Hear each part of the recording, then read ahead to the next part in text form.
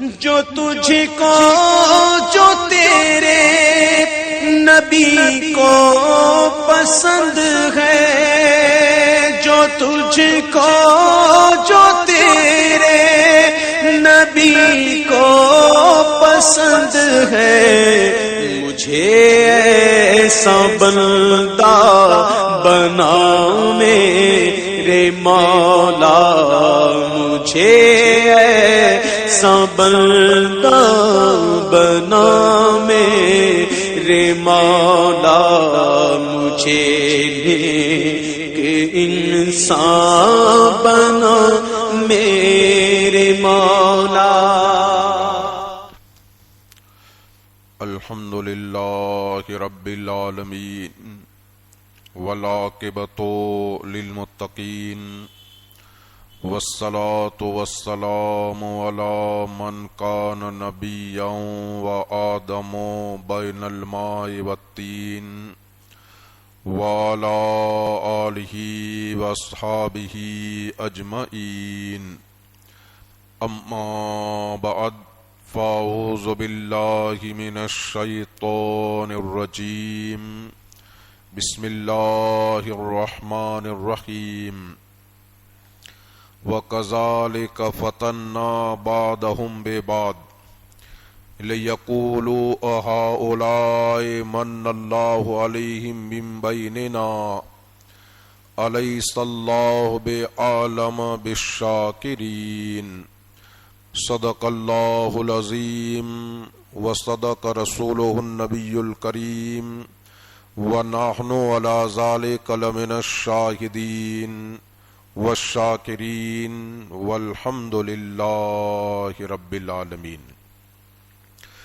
ان اللہ وملائکتہ یصلون علی النبی یا ایھا الذین آمنوا صلوا علیہ وسلموا تسلیما۔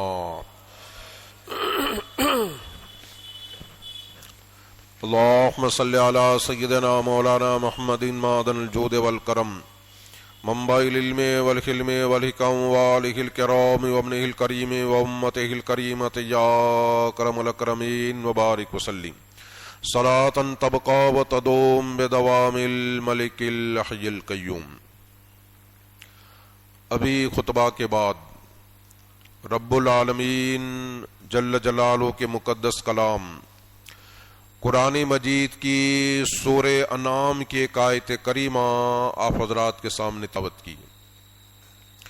اس آیت مقدسہ میں رب العالمین جل جلالہ ارشاد فرماتا ہے وَكَذَلِكَ فَتَنَّا بَعْضَهُمْ بِبَعْضٍ، اس طرح ہم نے بعض کو بعض کے ذریعے آزمائش میں مبتلا کیا، لِيَقُولُوا، تاکہ وہ لوگ کہیں أَهَؤُلَاءِ مَنَّ اللَّهُ عَلَيْهِمْ مِنْ بَيْنِنَا، کیا یہی وہ لوگ ہیں کہ ہمارے درمیان میں سے جن پر اللہ تبارک و تعالی نے احسان فرمایا ہے؟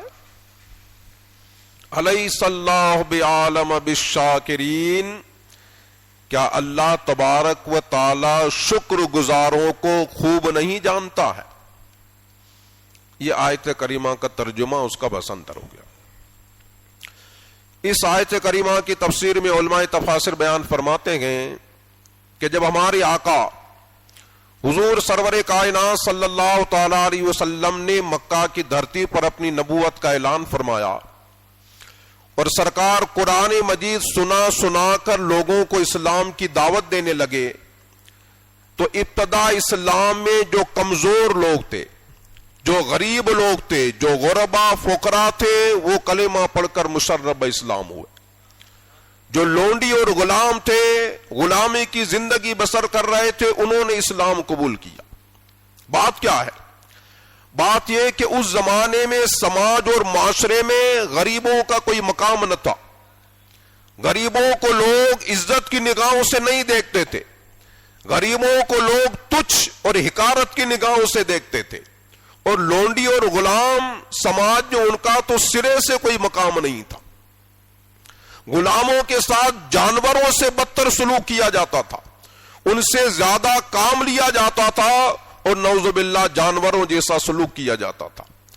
یہ کمزور لوگوں نے، غربا اور فقراء نے، لونڈیوں اور غلاموں نے دیکھا کہ اسلام کی ایسی تعلیم ہے کہ اسلام میں مساوات اور برابر ہے، مساوات اور برابری کا تصور ہے. اسلام میں اونچ نیچ کا کوئی بھید بھاؤ نہیں ہے. اسلام کی تعلیم یہ ہے کہ ایک ہی صف میں کھڑے ہو گئے محمود و ایاز، نہ کوئی بندہ رہا نہ کوئی بندہ نواز. تیری سرکار میں پہنچے تو سبھی ایک ہوئے اور تیرے دربار میں پہنچے تو سبھی ایک ہوئے.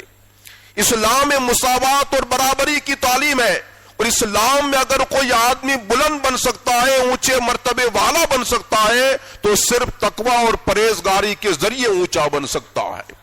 اللہ تبارک و تعالیٰ نے قرآن مجید میں ارشاد فرمایا ان اکرمکم عند اللہ اتقاکم، تم میں سب سے زیادہ اللہ کی بارگاہ میں عزت و عظمت والا وہ ہے جو سب سے زیادہ متقی اور پرہیزگار ہو. تو یہ کمزور لوگوں نے، غربا اور فقراء نے دیکھا کہ اسلام میں تو برابری کا تصور ہے، مساوات کا تصور ہے، اسلام میں اونچ نیچ کا بھید بھاؤ نہیں ہے. تو یہ کمزور لوگ دھڑا دھڑ کلمہ پڑھ کر مسرب اسلام ہونے لگے.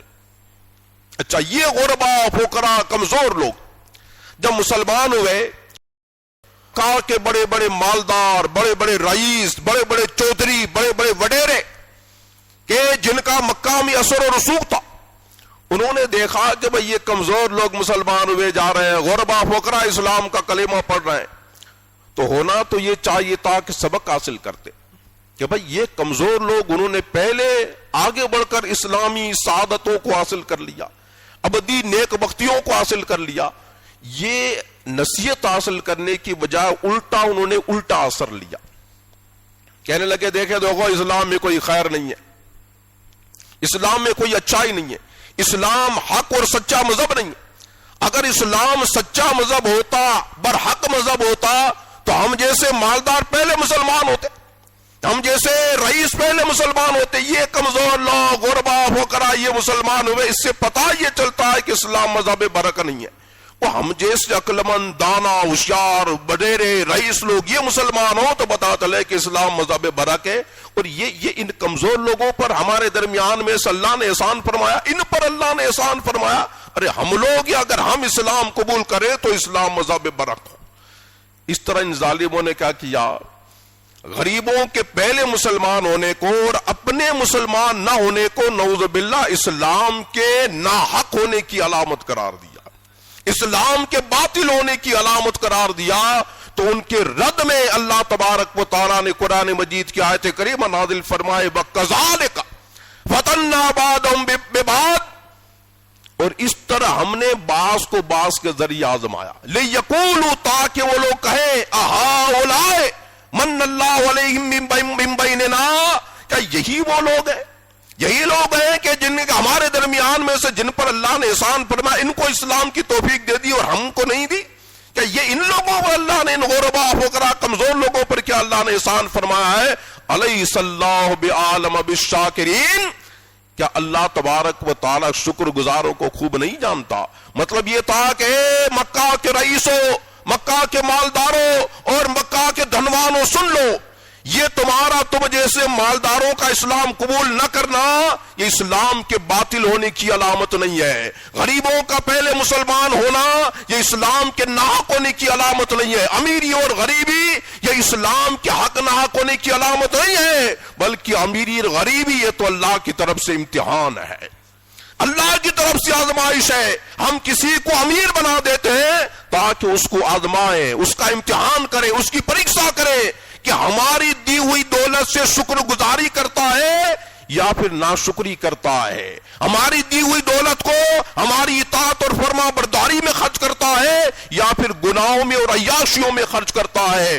اور غریب کو کہ کچھ لوگوں کو ہم غریب بنا دیتے ہیں، اس میں اس کے صبر کا امتحان ہوتا ہے، صبر کا امتحان ہوتا ہے کہ ہماری دی ہوئی غریبی پر صبر کرتا ہے یا شکوہ اور شکایت کے کلمات زبان سے نکالتا ہے، ہماری دی ہوئی غریبی پر صبر کرتا ہے یا پھر دھنوان بننے کے لیے، دولت مند بننے کے لیے غلط طریقے طریقے اپناتا ہے تو امیری اور غریبی رب کی طرف سے ہے. امتحان کے مالدار کے لیے شکر گزاری کا امتحان ہے, غریب کے لیے صبر کا امتحان ہے, تو یہ اللہ کی طرف سے امتحان ہے. یہ اسلام کے حق ناحق ہونے کی علامت نہیں ہے. اور اے ظالموں سن لو, یہ غریب لوگ پہلے مسلمان ہو گئے اس لیے مسلمان ہو گئے کہ وہ ہمارے شکر گزار تھے, ہماری نعمتوں کی شکر گزاری کرتے تھے, تو ہم نے شکر گزاری پر ان کو پہلے اسلام کی توفیق دے دی. الیس اللہ بعالم بالشاکرین, کیا اللہ تبارک و تعالی شکر گزاروں کو خوب نہیں جانتا ہے؟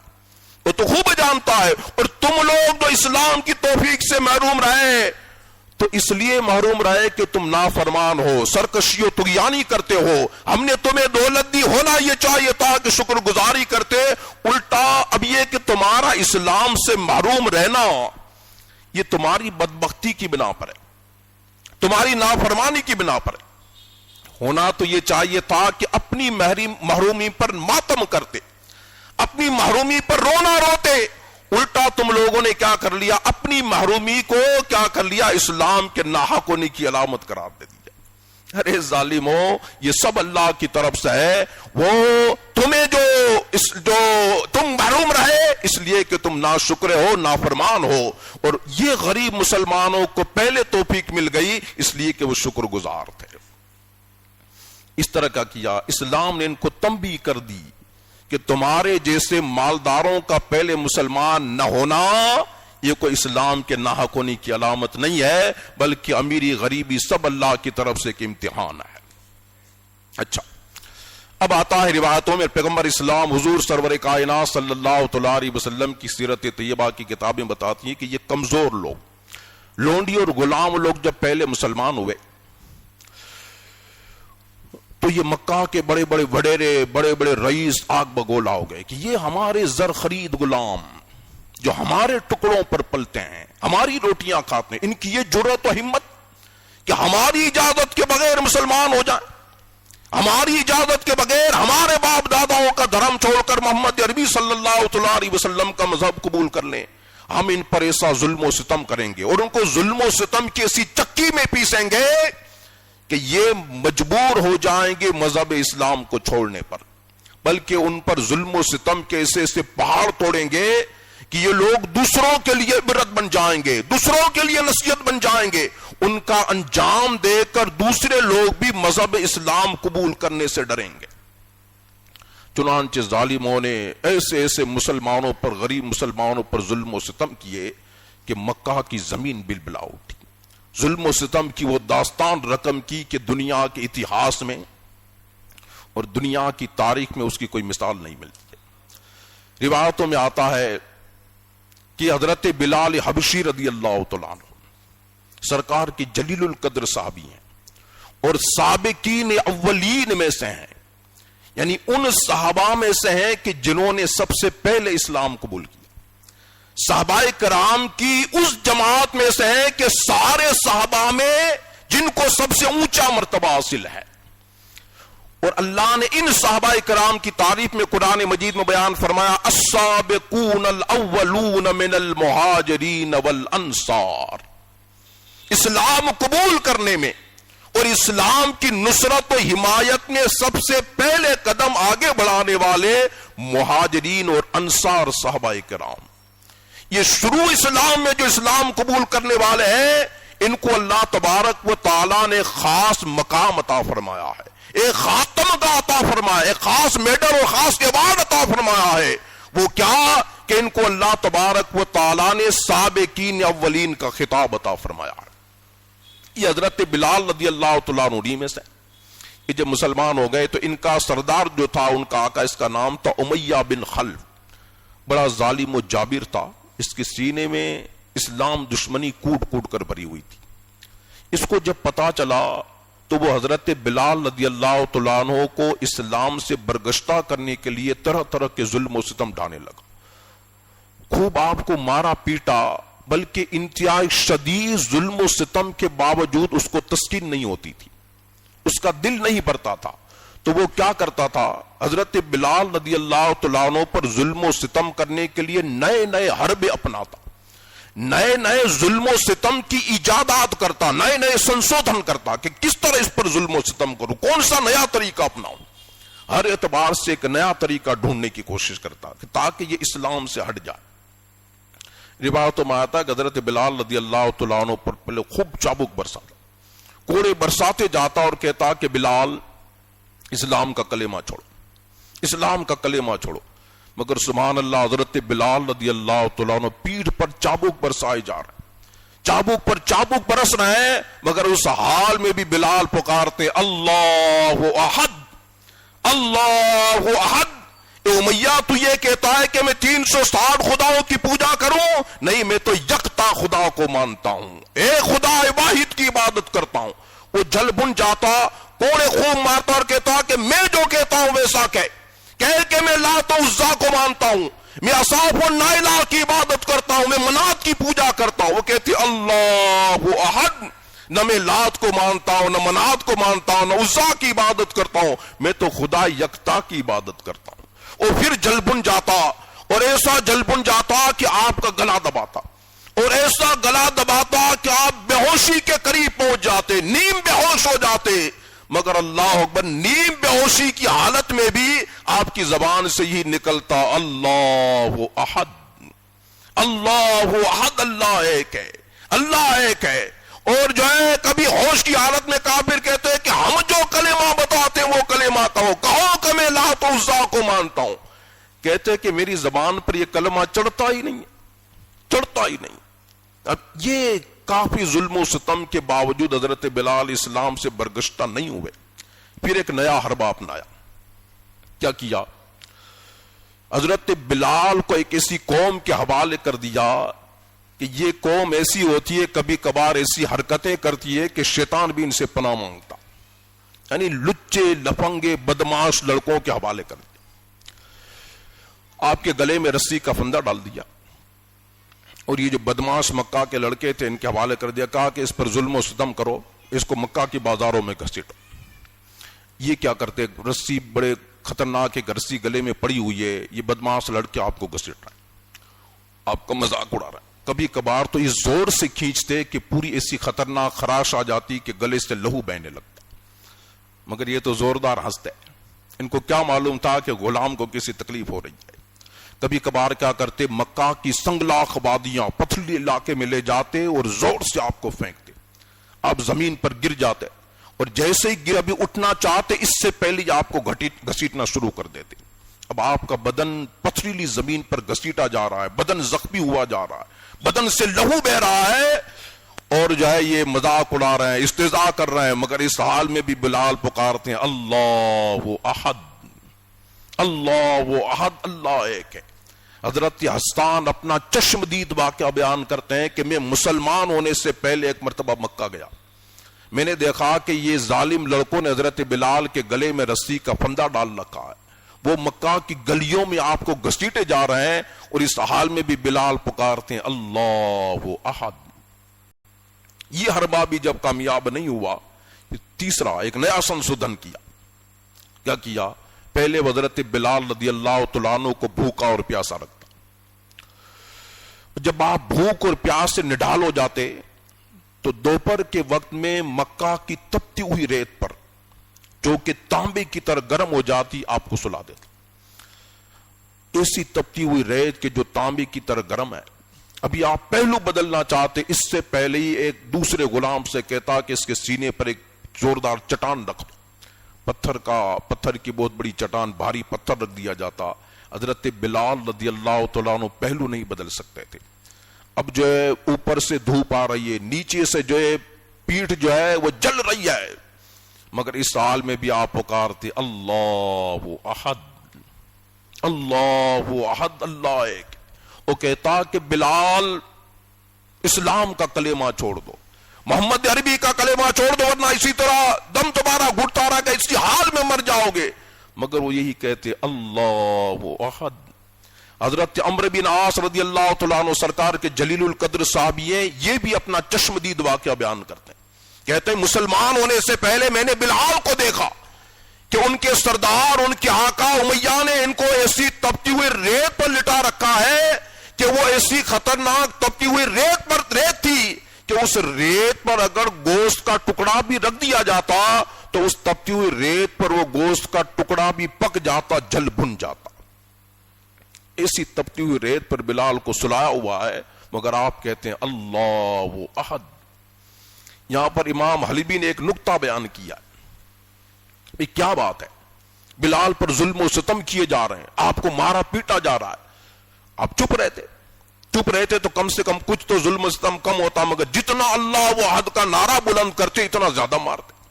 کیوں اللہ احد کا نعرہ بلند کرتے تھے؟ بڑا بہترین نقطہ بیان کیا ہے، بیان کرتے ہیں کہ حضرت بلال اللہ احد کا نعرہ اس لیے بلند کرتے تھے کہ وہ ظلم و ستم کی جو کڑواہٹ تھی، ظلم و ستم کی کڑواہٹ میں ایمان کی حلاوت اور ایمان کی مٹھاس کو ملاتے تھے، تاکہ ایمان کی مٹھاس کے ذریعے ظلم و ستم کی کڑواہٹ ہلکی ہو جائے، کڑواہٹ ہلکی ہو جائے۔ آپ جانتے ہیں کہ ہم بچے کو کڑوی دوا پلاتے ہیں تو زیادہ بچے کو کڑوی دوا لگتی ہے تو کبھی شہد ملا دیتے، کبھی گڑ ملا دیتے، کبھی شکر ملا دیتے ہیں تاکہ کڑواہٹ کم ہو جائے۔ قربان جائیں حضرت بلال پر کہ ظلم و ستم کی انتہا ہے، ظلم و ستم کرنے کے لیے نئے نئے حربے اپنائے جا رہے ہیں، نئے نئے ظلم و ستم کے سنشودھن کیے جا رہے ہیں، مگر قربان جائیں شہباز وفا پر، اس عشق و وفا کے سمندر پر، اس عشق و وفا کی عظیم چٹان پر کہ سارے ظلم و ستم کو برداشت کر گیا، مگر ایک بال کے کروڑویں حصے کے برابر بھی زیادہ ایمان سے برگزیدہ نہیں ہوا۔ ایمان کی حلاوت کے ذریعے کیا کر رہے ہیں حضرت بلال؟ وہ ظلم و ستم کی کڑواہٹ کو کم کر رہے ہیں۔ ایک مرتبہ سرکار دو عالم صلی اللہ تعالی علیہ وسلم کا گزر ہوا، یوں ہی بلال تپتی ہوئی ریت پر پڑے ہوئے ہیں، سینے پر چٹان پڑی ہوئی ہے، اللہ اکبر، دیکھا کہ میرے آقا تشریف لا رہے ہیں، آنکھوں میں چمک آ گئی، اس حال میں پکار رہے ہیں اللہ احد، اللہ ایک ہے۔ سرکار نے ارشاد فرمایا بلال یوں ہی عہد کہتے رہنا، عہد کہتے رہنا، ینجی کا عہد، یہی خدا واحد تجھے اس سزا سے نجات عطا فرمائے گا، اس سزا سے نجات عطا فرمائے گا۔ چنانچہ آقا کی بشارت پوری ہوئی۔ ایک مرتبہ یار غار مصطفیٰ سیدنا صدیق اکبر رضی اللہ تعالیٰ عنہ تشریف لائے، دیکھا کہ وہی بلال کو سلایا گیا ہے، تپتی ہوئی ریت پر، سینے پر چٹان ہے، امیہ بن خلف آپ پر ظلم و ستم کر رہا ہے۔ حضرت ابو بکر نے کہا کہ اللہ کے بندے کیوں اس پر ظلم و ستم کرتا ہے، خدا سے نہیں ڈرتا، یہ بیچارہ غلام ہے، کیوں اس پر اس قدر ظلم و ستم کرتا ہے؟ کہ ابو بکر تم نے یہ میرے غلام کو خراب کیا ہے، تمہاری وجہ سے میرا غلام جو ہے اس نے ہمارے باپ داداؤں کا دھرم چھوڑ دیا ہے، اگر تمہیں اتنا ہی اس پر ترس آتا ہے تو خرید لو، کا سودا منظور ہے۔ سیدنا صدیق اکبر رضی اللہ تعالیٰ عنہ نے ارشاد فرمایا کہ میرے پاس ایک اس سے بھی اچھا غلام ہے، طاقتور ہے، تنومند ہے، جوان ہے، تمہارا ہم مذہب ہے، اس کو لے لو، یہ غلام مجھے۔ اس نے کہا ٹھیک ہے۔ اس کو تو ایک عقلمند، تنومند جو ہے وہ طاقتور غلام مل رہا تھا، اس سے بھی زیادہ قیمتی غلام مل رہا تھا۔ حضرت سعید بن المسیب بیان فرماتے ہیں کہ سیدنا صدیق اکبر رضی اللہ تعالیٰ عنہ کے پاس ایک بڑا عقلمند جو ہے غلام تھا، جو آپ کے ایک تجارتی ادارے کا انچارج تھا، پورا آپ کا کاروبار سنبھالتا تھا، آپ اس کی وجہ سے آپ کو کافی منافع ہوتا تھا، مگر یہ قیمتی غلام آپ نے دے دیا اور وہ کمزور غلام بلال کو خرید لیا۔ ظاہراً تو یہ نظر آ رہا تھا کہ بلال کی کوئی قیمت نہیں ہے، مگر حضرت ابو بکر جانتے تھے کہ اس کا سینہ عشق رسول سے جگمگا رہا ہے، ایمان کی روشنی سے جگمگا رہا ہے۔ یہ وہ غلام ہے کہ ظاہراً کوئی قیمت نہیں ہے، مگر اللہ کی بارگاہ میں بڑا انمول غلام ہے، اس کا کوئی مول نہیں ہے، انمول غلام ہے۔ غلام کو لے کر خرید کر حضور کی بارگاہ میں حاضر ہوئے، آقا یہ بلال کو میں نے آپ کے نام پر آزاد کر دیا ہے۔ سرکار بڑے خوش ہوئے، دعائیں دی۔ اب حضرت بلال کا کوئی گھر تو نہیں تھا، بس ساری زندگی حضور کے قدموں پر گزار دی۔ کذالک فتنا بعضهم ببعض، اس طرح ہم نے بعض کو بعض کے ذریعے آزمایا۔ پہلے جو لونڈی غلام مسلمان ہو گئے، مکہ کے وڈیرے، مکہ کے مالدار رئیس کہنے لگے کہ یہ لوگ مسلمان ہو گئے، کیا یہ غریبوں کا پہلے مسلمان ہونا یہ اسلام کے ناحق ہونے کی علامت ہے؟ قرآن نے اعلان کیا کہ مکہ کے مالداروں، مکہ کے دھنوانوں سن لو، یہ غریبوں کا پہلے مسلمان ہونا اور تم جیسے مالداروں کا پہلے مسلمان نہ ہونا یہ اسلام کے حق ناحق ہونے کی علامت نہیں ہے، بلکہ امیری غریبی اللہ کی طرف سے امتحان ہے۔ سبق کیا ملا؟ سبق یہ ملا کہ امیر ہونا یہ اللہ کی بارگاہ میں مقبول ہونے کی علامت نہیں ہے، اور غریب ہونا اللہ کی بارگاہ میں مردود اور نامقبول ہونے کی علامت نہیں ہے۔ آج ہم لوگوں کی سوچ کیا ہو گئی ہے؟ میں بڑا مالدار ہوں، میں بڑا رئیس ہوں، مجھ سے اللہ راضی ہے تو اتنی دولت دیتا ہے مجھے، چاہے میں گناہ کرتے پھریں کچھ بھی کرتے پھریں، مجھ سے اللہ راضی ہے تو مجھے مل رہا ہے۔ ہم غریبوں کو تجھ سمجھتے ہیں، حقیر سمجھتے ہیں۔ ارے بندے خدا، یہ اللہ کی طرف سے امتحان ہے، امتحان ہے کہ تجھے اللہ نے دولت عطا فرمائی ہے تو کیا کرتا ہے۔ اور غریب غریب ہو جاتا ہے، نماز پڑھتا ہے، روزے رکھتا ہے، مگر کبھی انتہائی محنتوں کے باوجود وہ مالداروں کے مقام تک نہیں پہنچتا ہے، تو کبھی کبھار اس کے صبر کا پیمانہ بھی لبریز ہو جاتا ہے۔ یہ سمجھتا ہے کہ شاید میں اللہ کی بارگاہ میں مردود ہوں، اللہ کی بارگاہ میں نامقبول ہوں، یا سمجھتا ہے کہ میں نے یہ دینداری کا راستہ اختیار کیا ہے، وہ صحیح راستہ نہیں ہے۔ اب وہ بھی پھر کیا تنگ آ کر دینداری کا راستہ چھوڑ دیتا ہے اور جلدی مالدار بننے کے لیے غلط طریقے اپناتا ہے۔ مگر یاد ایک بات ہمیشہ کے لیے پلے باندھ لیں، امیر اور مالدار ہونا اللہ کی بارگاہ میں کوئی مقبول ہونے کی علامت نہیں ہے، اور غریب ہونا اللہ کی بارگاہ میں مردود ہونے کی علامت نہیں ہے۔ اس کو قرآن کی آیت سے سنیں۔ آخری بات، اللہ تبارک و تعالیٰ قرآن مجید میں ارشاد فرماتا اما الانسان اذا مبتلاه فاکرمہ ونعمہ فیقول ربی اکرمن۔ جب اللہ تبارک و تعالیٰ انسان کو آزمائش میں مبتلا کرتا ہے، امتحان میں مبتلا کرتا ہے، اور اس کو عزت و عظمت عطا فرماتا ہے، اس کو نعمت عطا فرماتا ہے، اس کو دولت عطا فرماتا ہے، کہتا ہے ربی اکرمن، میرے رب نے مجھے عزت عطا فرمائی ہے، میرا رب مجھ سے راضی ہے، مجھے عزت و عظمت مل رہی ہے، دولت مل رہی ہے، نعمتیں مل رہی ہے، میں اللہ مجھ سے راضی۔ وَإِذَا مَبْتَلَاهُ فَقَدَرَ عَلَيْهِ رِزْقَهُ فَيَقُولُ رَبِّي أَهَانَنِ۔ اور اگر اللہ تبارک و تعالیٰ اس پر رزق تنگ کر دیتا ہے، اس کی روزی تنگ کر دیتا ہے، تو کہتا ہے کہ میرے رب نے مجھے ذلیل کر دیا۔ نعمت ملتی ہے تو کہتا ہے کہ میرے رب نے مجھے عزت دے دی ہے، اور روزی تنگ ہو جاتی ہے تو کہتا ہے کہ میرے رب نے مجھے ذلیل کر دیا۔ اللہ فرماتا کلا، ایسا ہرگز نہیں ہے، ایسا ہرگز نہیں ہے۔ دولت ملنا، عزت ملنا یہ اللہ کی بارگاہ میں مقبول ہونے کی علامت نہیں ہے، اور تنگ دست ہونا یہ اللہ کی بارگاہ میں مردود ہونے کی علامت نہیں۔ دونوں اللہ کی طرف سے امتحان ہے۔ مالداری میں شکر گزاری کا امتحان ہے کہ مالداری ملی تو خدا کا شکر کرتے ہو یا ناشکری کرتے ہو، دولت کو صحیح ٹھکانے پر خرچ کرتے ہو یا عیاشیوں میں خرچ کرتے ہو۔ میری دولت ہے، میں نے کمائی، کون مجھے کہنے والا؟ میں اپنے بیٹے کی شادی میں ہزاروں روپے کے پٹاخے پھوڑوں، کون مجھے کہنے والا؟ میں جہاں چاہوں عیاشیاں کروں، کون مجھے کہنے والا؟ میں قربانی نہ کروں، میں زکات ادا نہ کروں، کون مجھے کہنے والا؟ میری دولت ہے۔ دولت کہاں سے آئی؟ کس نے تجھے عطا فرمائی؟ اور کبھی غریبی آ جاتی ہے، اللہ ہمیں ہی دیکھ گیا، ہمیں پر مصیبت آتی ہے۔ نہیں، دونوں اللہ کی طرف سے امتحان ہے۔ بندے کو چاہیے کہ نعمت ملے، دولت ملے تو شکر گزاری کرے، اور غریبی ملے تو اس پر صبر کرے۔ اللہ تبارک و تعالی ہمیں اور آپ کو ان قرآنی اسباق پر عمل کرنے کی توفیق عطا فرمائے۔ وما علینا الا البلاغ۔ السلام علیکم۔